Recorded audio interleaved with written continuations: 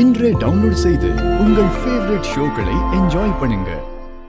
இவர் என்னோட ஹஸ்பண்ட். இவருக்கு கண்ணு தெரியாது, காது கேட்காது, டெஃப் பிளைண்ட் இவரோட ஓ கண்டிஷன். ஓகே ஓகே சார் வணக்கம் சார். வணக்கம், என் பேர் மிரண்டா தாம்கின்சன். பிறக்கும் போது எனக்கு விஷன் ப்ராப்ளம் இருந்துச்சு. ஆனால் வயசு ஆக ஆக எனக்கு இயரிங் ப்ராப்ளம். நீங்க எங்க ஒர்க் பண்றீங்க சார்? நிறைய பேருக்கு முட்டுக்காடில் NIPNDல ஒர்க் பண்ணுறேன். National institute for the empowerment of multiple disabilities. முட்டுக்காடில் மல்டிபிள் டிசபிலிட்டிஸ்க்காக எனக்கு இந்த ப்ராப்ளம் மல்டிபிள் லெக்சரராக ஒர்க் பண்ணுறேன். இவரோட ஸ்டூடெண்ட்ஸ் எல்லாருமே நம்மள மாதிரி உள்ள ஸ்டூடெண்ட்ஸ் தான்.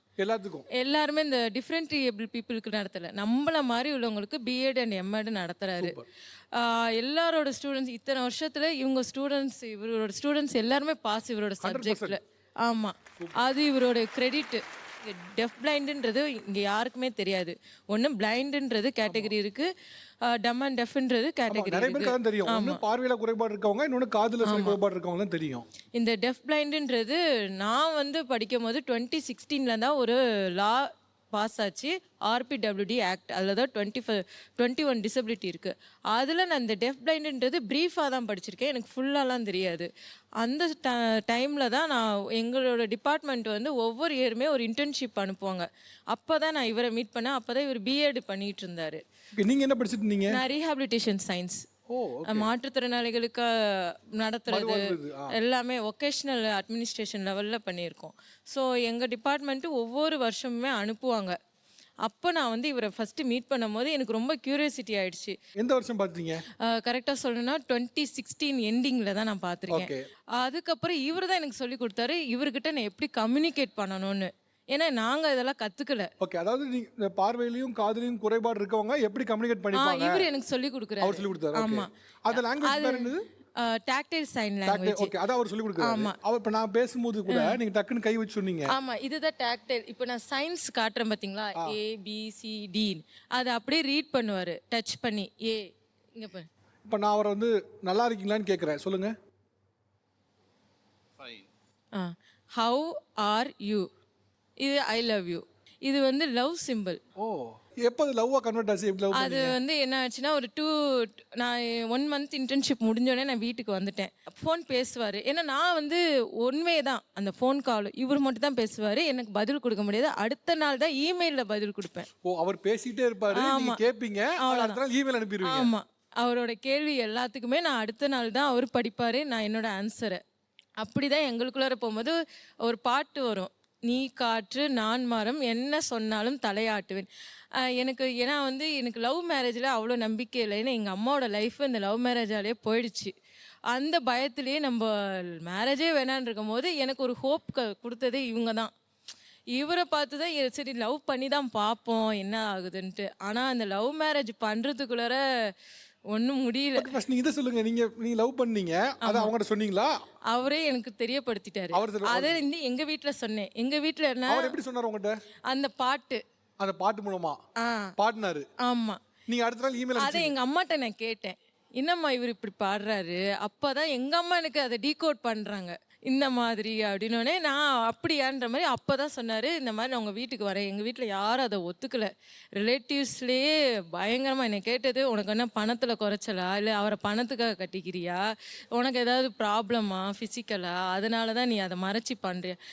எதுவுமே இல்லைன்றது அவங்களால அதை ஏற்றுக்கவும் முடியல. பார்த்தேன், சரி ரிலேட்டிவ்ஸ்லாம் கூப்பிட்டு ஆசீர்வாதம் கூட பண்ண மாட்டாங்க, ஏதாவது பேசி மனசை கஷ்டப்படுத்துவாங்கன்னு நானும் இவரும் போய் ரெஜிஸ்டர் மேரேஜ் பண்ணிக்கிட்டோம். எத்தனை வருஷம் ஆச்சு உங்களுக்கு நடக்க ஆரம்பிக்கிறதுக்கு, பேச ஆரம்பிக்கிறதுக்கு, மூத்திரம் மலம் உங்களுக்கு கண்ட்ரோல் வரதுக்கு? 4-5 இயர்ஸ் ஆச்சு. ஸோ நம்ம பிறக்கும் போது எல்லாருமே மாற்றுத்திறனாளியாக பிறக்கிறோம். Is that right or wrong? Yes. So பிறக்கும் போது we are all disabled. We are all dependent on the parent to take care of us. எத்தனை பேர் லைஃப்லேயே ஒரு நாள் கூட மாற்றுத்திறனாளியாக இருக்க மாட்டாங்கன்னு நினைக்கிறீங்க சாகிற வரைக்கும்? டெஃபினட்டா அவங்க வயசாகும்போது நடக்கலாம். அட் எனி பாயிண்ட் அவங்க அப்படி இருப்பாங்க. இது இங்கே வந்து கண்ணாடி போட்டுக்கிறவங்க நிறைய பேர் ஆயிண்டே வராங்க, because most of us are looking at the phone and the computer, கரெக்டா? ஸோ அவங்க வந்து கண்ணாடி போட்டுருக்கிறவங்க டிசபிலிட்டி இருக்கிறவங்களா? பார்வை பர்ஃபெக்டாக இல்லை, பார்வையில் ஒரு கோளாறு இருக்குது, there is a disability, impairment of vision இம்பேர்மெண்ட்டுக்கு accommodation is a set of glasses, கரெக்டா? ஸோ என்னோட இம்பேர்மெண்ட்டுக்கு I require a different set of accommodation. So whether it is a 1% disability or a 90% disability, it's just a matter of degree தானே. வித்தியாசம் இருக்கு. அப்போ கிட்டத்தட்ட நம்ம எல்லாருமே டிசேபிள்டு கேட்டகரியில் வந்துட்டோமா இல்லையா? அப்போ இன்னொரு மாற்றுத்திறனாளியை பார்த்து நம்ம வந்து குறைவா பேசுறதுக்கு நம்மளுக்கு என்ன தகுதி இருக்கு? பட் முன்ன காட்டில் இப்போ கொஞ்சம் ப்ராக்ரஸ் ஆயிருக்கு நினைக்கிறீங்களா? கண்டிப்பா ஆயிருக்கு. இல்லைன்னா நான் இங்க இருக்க மாட்டேன். I am in the advisory committee to the government of Tamil Nadu. CM sir அவரோட போர்ட்ஃபோலியோலே வச்சுருக்காரு, அந்த மீட்டிங்ஸ்க்கு அவரே வராரு.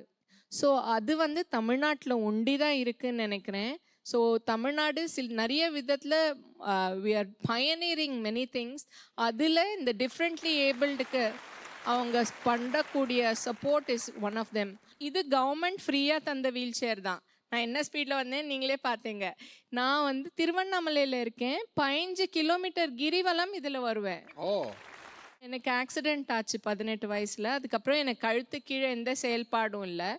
அப்போது நான் ஸ்கூல் முடிக்கும் போது I was in the top 2% of the American student population. அதுக்கப்புறம் நான் இந்தியாவுக்கு வந்து எனக்கு வரணுன்னு தான் நாங்கள் வந்துட்டோம். பட் இங்கே வந்தப்புறம் காலேஜ் போகணுன்னா உங்களை மாதிரி இருக்கிறவங்களாம் ஏன் படிக்க வரீங்க? There are 15 days of practical classes, no lifts, no ramps, don't join அப்படின்னு ரிஜெக்ஷன் லெட்டர் இருக்குது. அப்போ தான் நான் போராட ஆரம்பித்தேன். எங்கள் அப்பா இறந்து போயிட்டாரு, அம்மாவுக்கு ஹார்ட் அட்டாக் வந்துடுத்து, 80 வயசு பாட்டி, எனக்கு கழுத்து கீழே எந்த செயல்பாடும் கிடையாது, 12th ஸ்டாண்டர்ட் எஜுகேஷன் தான் இருந்தது. அதுக்கப்புறம் நான் ஆரம்பித்து படிக்கிறதுக்கு போகும்போது இந்த மாதிரி ப்ராப்ளம் வரும்போது நான் சோல் ஃப்ரீன்னு ஒரு ஆர்கனைசேஷன் ஆரம்பித்தேன். இன்றைக்கி வந்து சோல் ஃப்ரீ மோர் தென் 3000 ஃபேமிலிஸை காப்பாற்றின்னு இருக்கு. Persons with spinal card injury, முதுகு தண்டுவடம் பாதிப்பு யாருக்கு வேணால் எந்த நொடியில் வேணால் நடக்கலாம். இது நடக்கும்போது அது ஒரு நொடியில் நடக்கிறது லைஃப் லாங் பராலிசிஸ் ஆகிடுறது. அவங்க எல்லாரும் ஒதுக்கப்பட்டுறாங்க. ஒரு நிமிஷத்தில் அந்த மாதிரி நடந்த ஒரு பெண்ணை நீ எல்லாம் தண்ட சோறு, நீ ஏன் உயிரோடு இருக்க, நீ இருக்கிறதுனால தான் உன்னோட அண்ணாவை யாரும் கல்யாணம் பண்ணிக்க மாட்டேன்றாங்கன்னு சொல்லி அவங்க ஃபேமிலியை நோகடிச்சு கொன்று அந்த மாதிரி தாங்க முடியாது தான் நான் சோல் ஃப்ரீ ஆரம்பித்தேன். அதுக்கப்புறம் இப்போ நான் பிஎஸ்சி மெடிக்கல் சோசியாலஜி பண்ணி எம்எஸ்சி சைக்காலஜி பண்ணி இப்போ I have become the first woman with quadriplegia in the history of India to complete a PhD at IIT Madras.